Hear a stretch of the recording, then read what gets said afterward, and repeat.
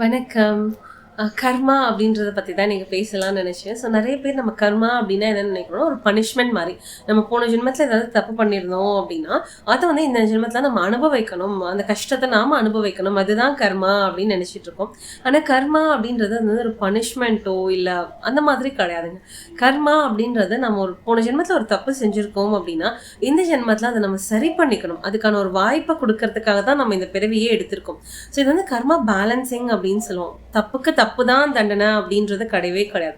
நீங்க ஒரு தப்பு பண்ணியிருக்கீங்க அப்படின்னா, அத ரியலைஸ் பண்ணி, அத உணர்ந்து, நீங்க உங்களோட பிஹேவியர்ஸ மாத்திக்கிறது தான் வந்து ஆக்சுவலி கர்மா. ஸோ கர்மா அப்படின்றது என்னன்னா, நீங்க ஒரு தப்பு பண்ணியிருக்கீங்கன்னா, அதுலருந்து பாடம் கத்துக்கிட்டு, அதுலருந்து நீங்க முன்னேறி அடுத்த ஸ்டெப் போகணும். ஸோ இதுதான் வந்து கர்மா.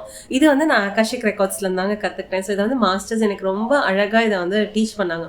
ஸோ இப்போ நீங்க உங்களோட லைஃப்ல ஏதாவது ஒரு கஷ்டமான சிச்சுவேஷன்ல இருக்கீங்க, லைஃப்ல நெறைய ஸ்ட்ரகிள்ஸ் பார்த்திருக்கீங்கன்னா, ப்ளீஸ் இதுதான் என்னோட வாழ்க்கை. நான் போன ஜென்மத்தில நெறைய பாவம் பண்ணிட்டேன் போல. அதனால இப்ப இதெல்லாம் அனுபவிக்கிறேன் அப்படின்னு நெனச்சுட்டு தயவு செஞ்சு செட்டில் ஆயிடாதீங்க. ஏன்னா கடவுளோட இன்டென்ஷனோ, இல்ல இந்த பிரபஞ்சத்தோட இன்டென்ஷனோ உங்கள கஷ்டப்படுத்துறதோ, ஒரு கஷ்டமான லைஃப் உங்களுக்கு குடுக்குறதோ, உங்கள பனிஷ் பண்றதோ கிடையவே கிடையாது.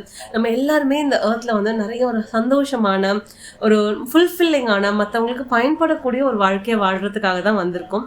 ஸோ உங்களோட லைஃப்ல கஷ்டம் இருக்கு அப்படின்னா, அந்த கஷ்டம் ஏன் இருக்கு? அதுலருந்து நீங்க எப்படி வெளிய வரலாம்? அதுலருந்து நீங்க என்ன கத்துக்கணும் அப்படின்னு பார்த்துட்டு, அதுலேருந்து வெளியில வரதுக்கு பாருங்க. அதுதான் இந்த யூனிவர்ஸ் விரும்புது.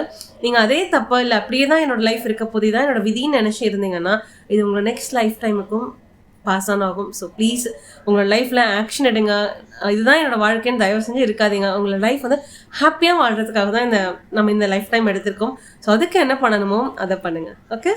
ஸோ உங்களுக்கு ஆகாஷிக் ரெக்கார்ட்ஸ் கத்துக்கணும், ஒரு ஆகாஷிக் ரீடிங் எடுக்கணும் அப்படின்னு நெனச்சீங்கன்னா, எனக்கு டிஎம் பண்ணுங்க. I will share the details. Thank you.